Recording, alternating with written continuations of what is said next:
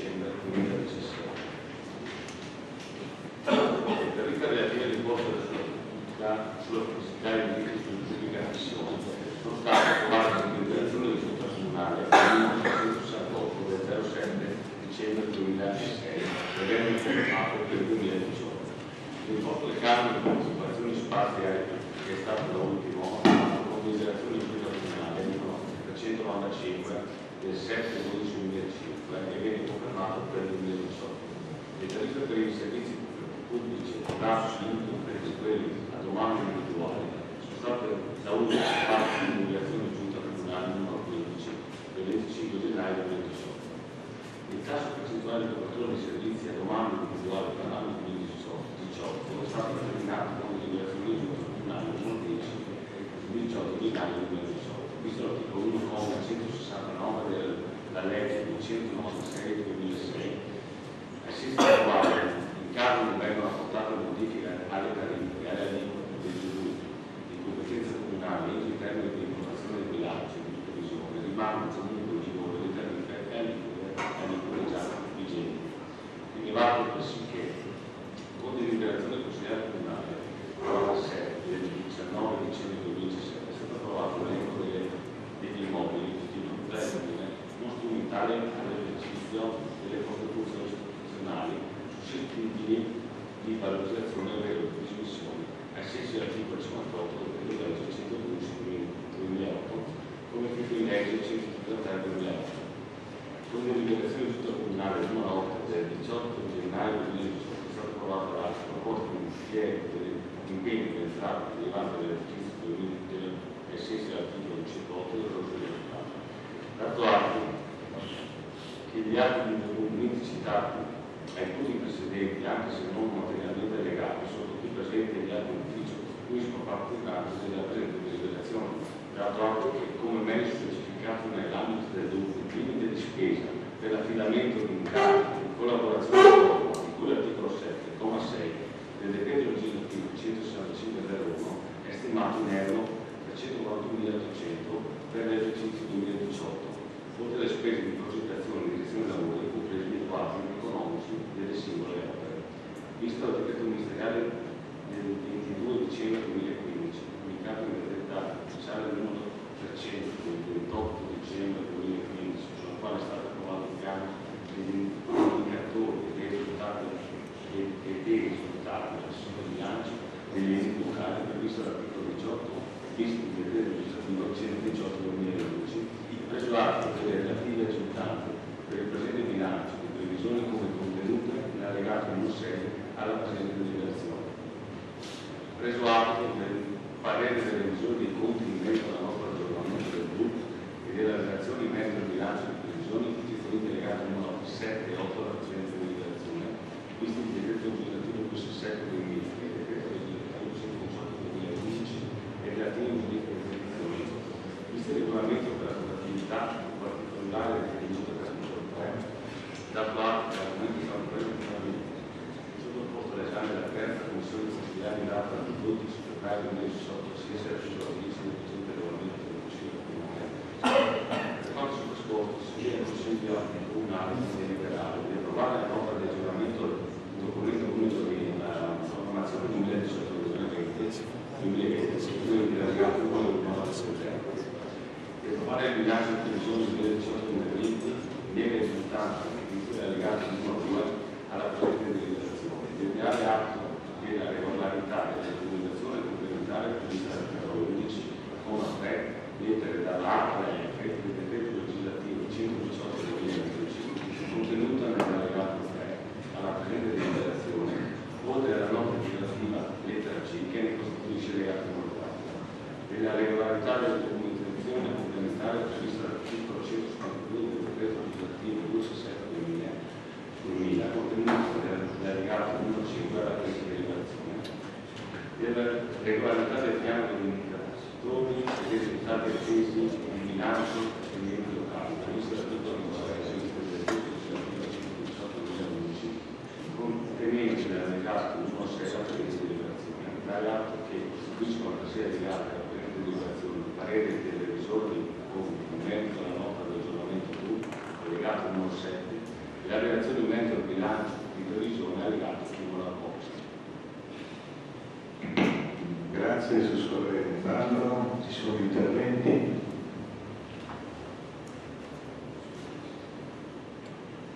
Capogruppo Ferraro. Grazie Presidente. Io volevo chiedere alcune precisazioni. È il mio primo bilancio, quindi chiedo scusa se sarò ripetitiva e poco attenta, però volevo avere alcuni chiarimenti. Mi riferisco alla seconda parte, alla definizione degli obiettivi operativi. Allora, se andiamo a verificare quella relativa alla missione 3, ordine pubblico e sicurezza, salta all'occhio la sicurezza urbana, vengono stanziati per il 2018 103.989.000 euro, per il 2019-2020 solo 40.000. Ecco, volevo capire, cominciare a interpretare questi dati. Cioè, sono dati relativi a potenziamento, videosorveglianza, eccetera. So che sono molto tecnici, ma solo per capire la distinzione tra i vari anni. Grazie. Grazie, Capogruppo Ferraro. Risponde il signor Sindaco in facoltà.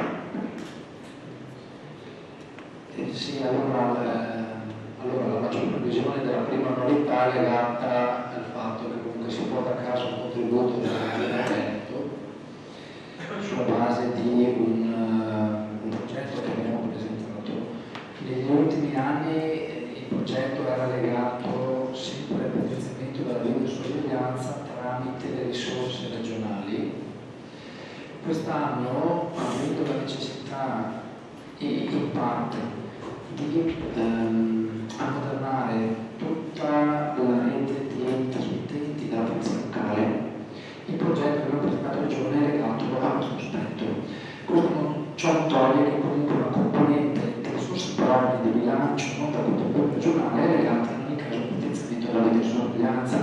Ad esempio, è una cosa che se non è quest'anno è il prossimo, magari nel prossimo progetto regionale che presenteremo per il 2019, sicuramente dovrei realizzare, installare una videocamera di quelle moderne, che rilevano i dati in automatico senza operatore umano e accertano sulle configurazioni bidirezionale del territorio della borsa, perché è una cosa che è richiesta dal territorio. Anche facilitato dal fatto che abbiamo un'unica via di accesso e da una zona dove abbiamo delle giamenti non solo al dorso del parcheggio, prossimità di Mare Vecchia, ma anche nelle altre zone del territorio. Allora l'idea è quella, non credo che lo sia farlo per il 2018, ma sicuramente per il 2019, nell'ambito del progetto regionale di chiedere un finanziamento legato a questo aspetto. Poi per il resto tutto il territorio comunale del capoluogo abbiamo chiuso, tutti i parchi sono chiusi oggi con le videocamere con le CR, quindi abbiamo solo videocamere per chi magari il pubblico non conosce come funzionano. Nel momento in cui il veicolo passa sotto la videocamera CR, la videocamera legge la targa, senza bisogno dell'operatore umano, identifica il soggetto proprietario, identifica se quel soggetto proprietario è titolare di patente, se è ritirato o non è ritirato, identifica se c'è una soluzione, se è scaduta, se è revisionato, se non è revisionato, automaticamente restituisce un segnale alla centrale mobile, quindi per noi il comando di polizia locale, alla centrale, per noi il comando di polizia locale, oppure alla centrale mobile, perché abbiamo dato sostanzialmente dei tablet agli agenti quando sono operativi di poter in tempo reale ricevere il segnale dalla videocamera e se sono in pattuglia o sono in loco di poter fermare il veicolo che magari prima della televisione o una situazione scaduta, eccetera. Quindi tutto il capoluogo chiuso, sicuramente la borsa, poi dobbiamo ragionare anche nelle frazioni. Quando posso decidere la ragione è più semplice, sarà un passaggio per le due annualità nel bilancio triennale dove le risorse stanziate sono inferiori. In realtà questo è legato al fatto che non possiamo oggi portare il contributo regionale, perché ragioneremo anno per anno, proprio perché è legato al fatto che la regione c'è proprio il progetto, perché se non c'è proprio il progetto dei soldi non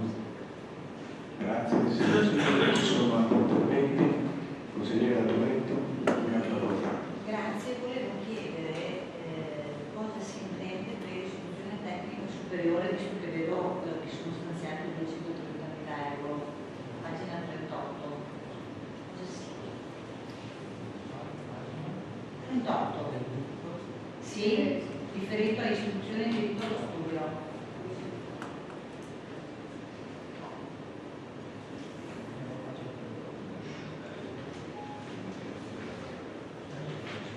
Il dirigente del Dottor Luca, se può rispondere.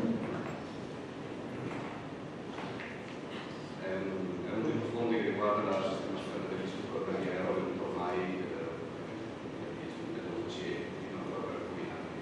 E viene considerato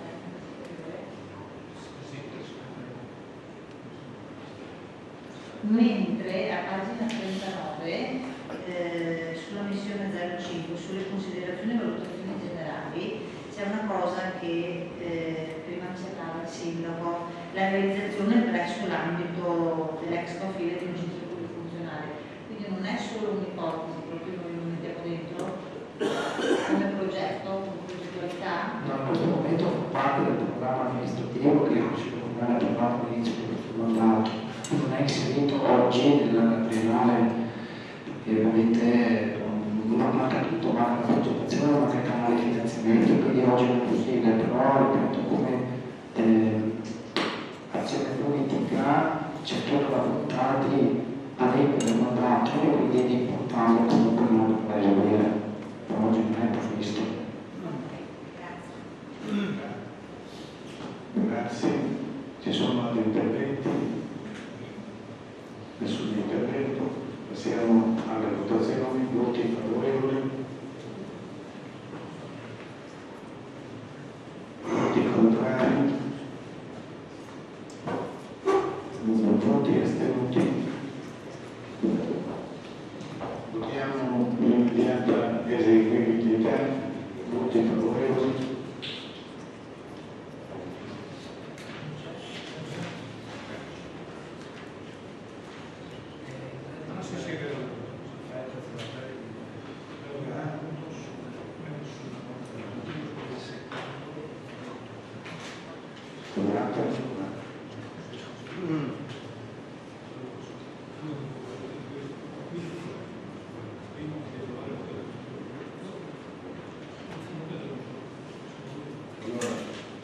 Votiamo la nota di aggiornamento al documento unico di programmazione dopo 2018-2020. Voti favorevoli? Voti contrari? Voti astenuti?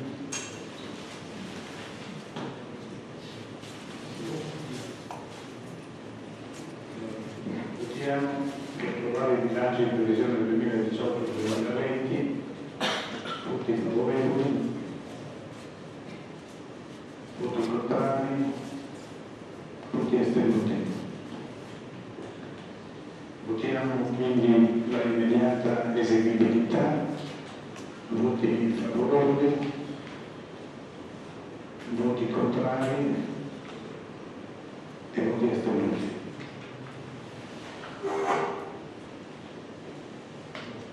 Passiamo al punto 11 all'ordine del giorno, attività di vigilanza e controllo sull'azienda speciale della Moschetta, piano programma 2018-2020. Do la parola al signor Sindaco.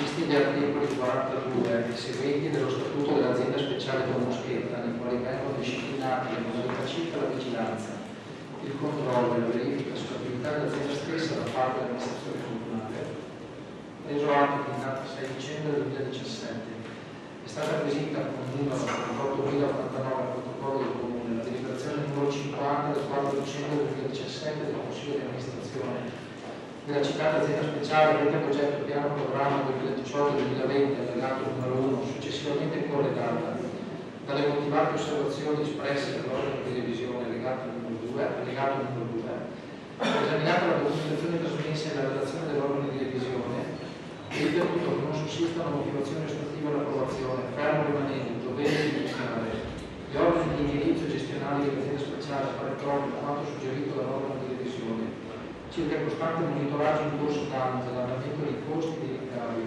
e la valutazione di una possibile riorganizzazione dei servizi sociosanitari finalizzati a una migliore allocazione delle risorse, dato atto che l'argomento è stato preventivamente sottoposto all'esame della terza commissione consiliare in data 12 febbraio 2018 ai sensi dell'articolo 10 del vigente regolamento del Consiglio comunale, si propone di approvare il piano programma 2018-2020 per l'azienda speciale di Moschetta, nelle risultanze di quella deliberazione numero 50 del 4 dicembre 2017 di detto ente, di invitare gli organi di indirizzo gestionali dell'azienda speciale a fare proprio quanto suggerito dall'organo di revisione circa il costante monitoraggio in corso d'anno dell'andamento dei costi e dei ricavi e la valutazione di una possibile riorganizzazione dei servizi sociosanitari finalizzati a una migliore allocazione delle risorse. Grazie. Signor Sindaco, ci sono osservazioni? Consigliera Doretto, mi altri punti? Sì, volevo chiedere l'osservazione del revisore unico a pagina 2 per quanto riguarda avvicinarsi al microfono. Sì, mi scusi. A pagina 2 io vedo nella tabella che non compare il 2016 e volevo capire come mai, come previsione nel 2018, per quanto riguarda la mensa scolastica, abbiamo un importo di 130.000 euro rispetto ai 73.000 provvisori del 2017. Se non sbaglio, nella mensa scolastica si prevede i pasti per la scuola Spallato. Tu si accazzavano su un po' di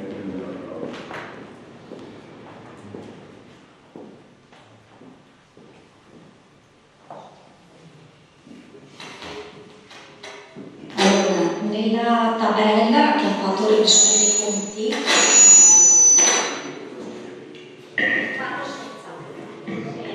la tabella la rielaborazione che ha fatto le revisione dei conti. Allora, la rielaborazione che ha fatto la revisione dei conti ha portato le voci. Non sono proprio distinte come erano negli anni precedenti, quindi apportando le voci della mensa scolastica con i pasti enti diversi e i pasti a domicilio. Viene fuori l'importo di 130.000 euro.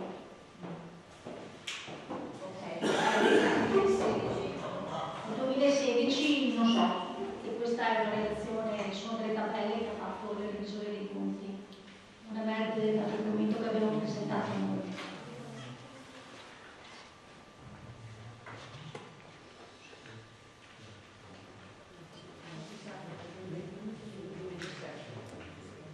Prego. Chiedo scusa, sia per quanto riguarda i ricavi che per quanto riguarda proprio le spese, manca proprio l'esercizio 2016. Volevo capire se era perché è quello transitorio con la posizione oppure se manca proprio, perché è vero che anche il parere del revisore dice che la struttura è nuova con l'acquisizione di nuovi servizi e quindi è difficile fare confronti con gli anni precedenti, ma proprio il 2016 manca, quindi volevamo capire se era una questione veramente tecnica oppure no. Grazie. Poi scusate, voi dovete approvare il piano programma dell'azienda. Il piano programma dell'azienda non ci sono quelle tabelle, quelle sono le elaborazioni che ha fatto il revisore dei conti.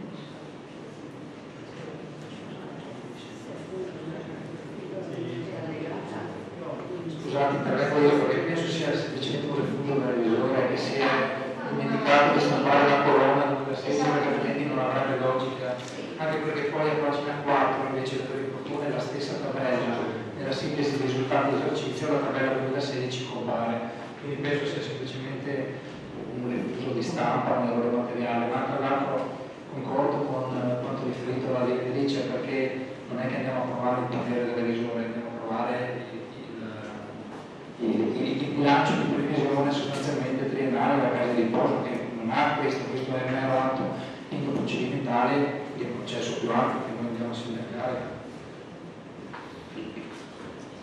Grazie delle precisazioni. Ci sono altri interventi? Consigliere Interno. Grazie Presidente, la mia non è tanto un intervento tecnico, perché molte delle cose capisco e non posso immaginare le difficoltà che ci sono, però la cosa che mi colpisce è sul piano programma 2018-2020, quando si dice che a partire dall'anno 2018 verranno meno le agevolazioni contributive previste dal Giovanni. Quindi vorrei anche dal punto di vista politico ricordarla questa cosa, e quindi vi sarà un aumento del costo del personale che inciderà negativamente sul margine di nuovi servizi a parità di ricarica delle medicinali. Che significa, visto che poi la questione del personale viene portata come del fatto negativo, soprattutto per quanto riguarda la gestione del verde, se non ho capito male, e anche il quadrato servizio, che probabilmente la casa di riposo sarà costretta, se l'economia sarà questa, a licenziare o a dimensionare o a rimontare aspetti contrattuali. Adesso non so quali sono le cose che ha previsto. Tuttavia la preoccupazione politica è che in questo momento in cui il lavoro urge a molte famiglie, trovarsi di fronte, poi trovarsi di fronte a una situazione di disagio e a una fine di agevolazioni che ci indurrà a ripensare, a rinnovare il personale della casa di riposo, quindi in un certo modo parla di caduta sociale anche a causa e questo non può fare.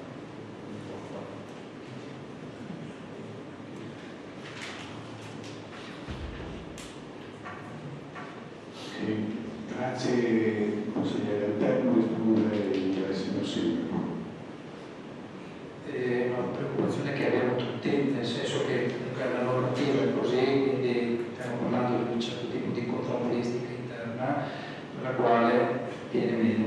Questo, tra l'altro, è proprio nella previsione dell'azienda dove si dice che queste agevolazioni contributive verranno meno, vi sarà un aumento del costo del personale che comunque inciderà negativamente sul margine di lordo se non aumenteranno gli affidamenti comunali o se in qualche modo non si avranno nuovi servizi che porteranno a reddito. Poi non mi consola il fatto che comunque abbiamo una struttura che funziona, abbiamo un'azienda che va bene e che sicuramente saprà adottare una politica gestionale anche del personale, che poi è quella che, adesso non ricordo in quale parte della previsione, ma laddove si dice che quantomeno l'ottica è quella di arrivare al pareggio anche per tutte le attività successive, quindi sicuramente ci sarà una politica gestionale che prenderà seriamente in considerazione questo passaggio. Grazie. Ci sono altri interventi? Consigliere Toretto. Allora, volevo solo dire una cosa, è vero che non devo approvare il discorso della relazione del revisore, ma magari mi aiuta a capire in maniera più sintetica le cose. Volevo chiedere, per quanto riguarda l'assistenza domiciliare, dal 2017 al 2018 vedo un aumento. Posso chiedere come mai?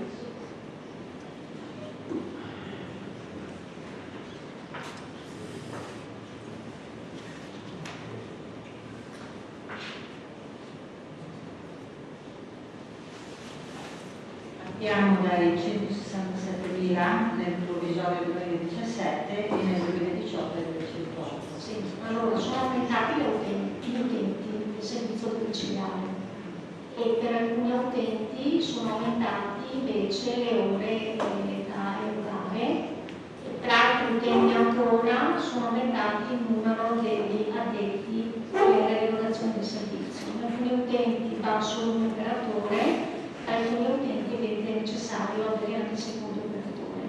Siamo passati da 50 circa utenti nel 2015, ad oggi siamo a 75.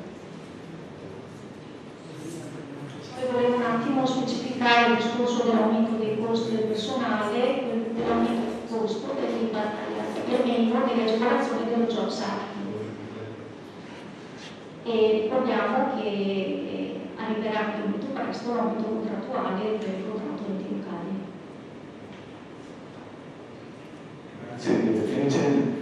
Sindaco. Sì, su questa questione legata all'aumento della domiciliare, comunque nel previsionale è indicato a pagina 3 la ragione, nel senso che si legge che il numero di richieste di intervento sono notevolmente aumentate per questo servizio rivolto ad anziani, adulti, non autosufficienza, fragilità sociale, e poi viene sviluppate le ragioni da cosa deriva questa causa, quindi con le missioni veloci in ospedale, una volta stava dentro 15 giorni, oggi si 32 giorni, quindi questo è il vero problema di base, che il servizio si sposta dall'assistenza in ospedale a casa sostanzialmente, e quindi per quelle famiglie che hanno una persona che non è autosufficiente la devono necessariamente collocare presso una casa di consultoria nel nostro territorio, con un'incidenza anche devastante per quanto riguarda i costi dell'operazione,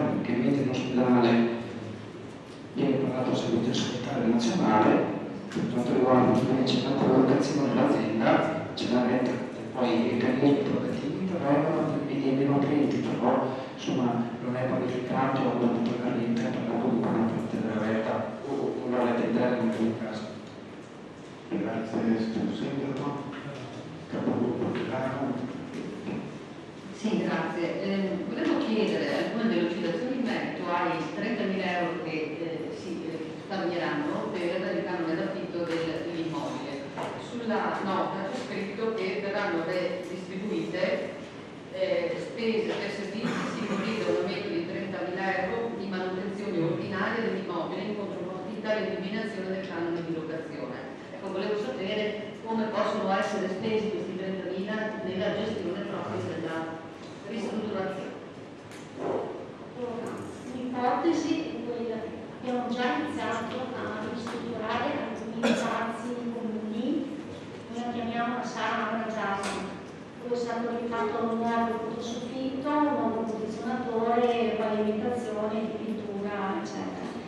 Poi l'idea è quella di approcciarsi a sistemare la sala da pranzo, lo stesso con il soffitto, e anche una sistemazione della terrazza che è sopra la sala da pranzo, perché ha delle integrazioni, e se ce la facciamo ovviamente, dopo dipende che dobbiamo monitorare i costi spesso e volentieri, anche l'altra sala comune che si chiama, che noi chiamiamo Ambra Rossa, anche lì con il piano nuovo controsoffitto e degli arredi nuovi. Grazie direttrice. Ci sono altri interventi?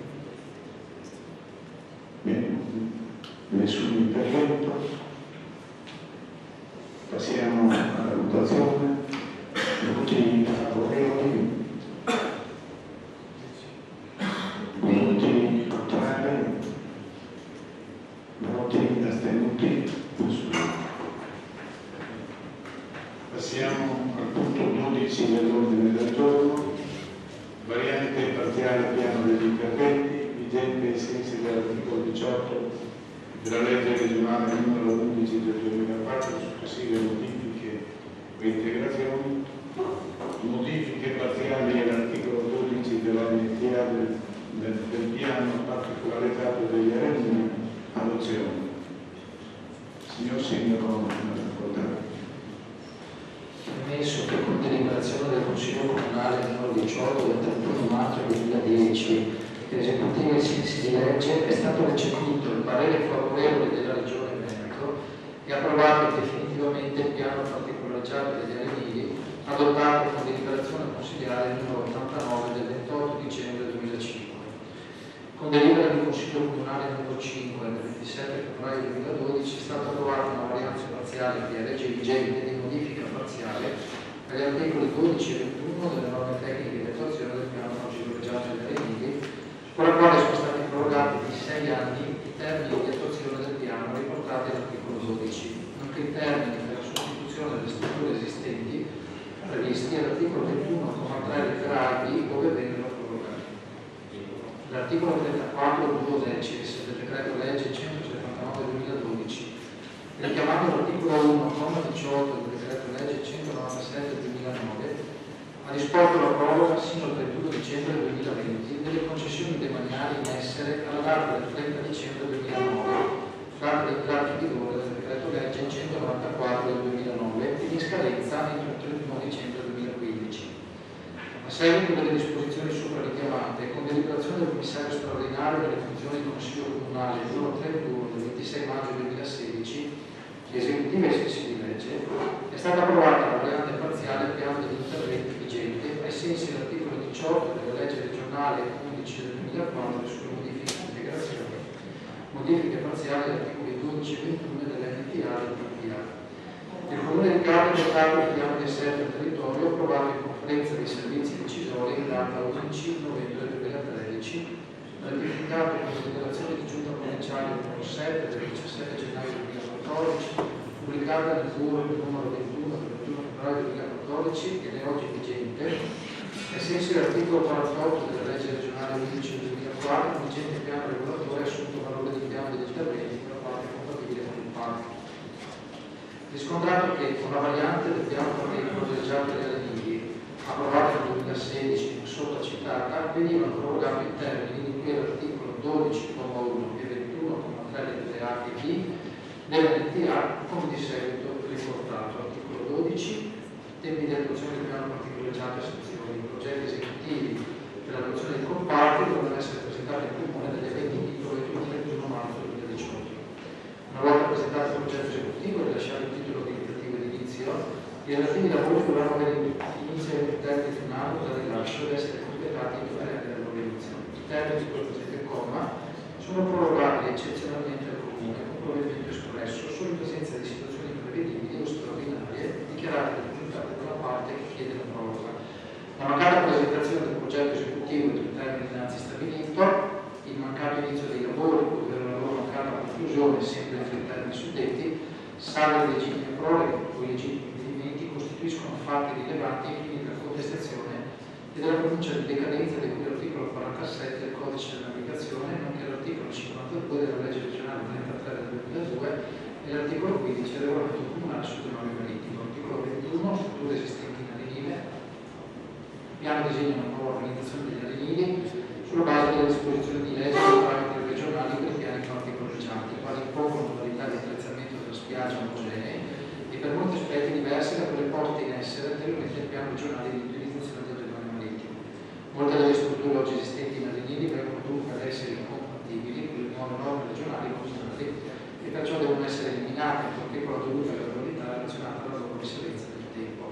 I chioschi in modo particolare dovranno essere demoliti e eventualmente spostati secondo quanto indicato negli allegati 1, 2 e 3 della tavola di analisi, stato di fatto a 3, 6 e 8. Nello specifico, le sostituzioni di nuove strutture realizzate secondo la topologia di base illustrata nella tavola ponente 16 rispetto a quelle esistenti dovranno venire nei termini seguenti decorrente l'entrata in vigore del piano. A per i chioschi di Levante C2, C4, C7 e di ponente C4, C5, C6, C7, C8 dell'allegato 1 della tavola 3 e dell'allegato 2 della tavola 6 entro il 31 dicembre 2020. B per i chioschi Levante C5, C6 e ponente C3, C9 dell'allegato 1 della tavola 3 dell'allegato 2 della tavola 6 entro il 31 dicembre 2020.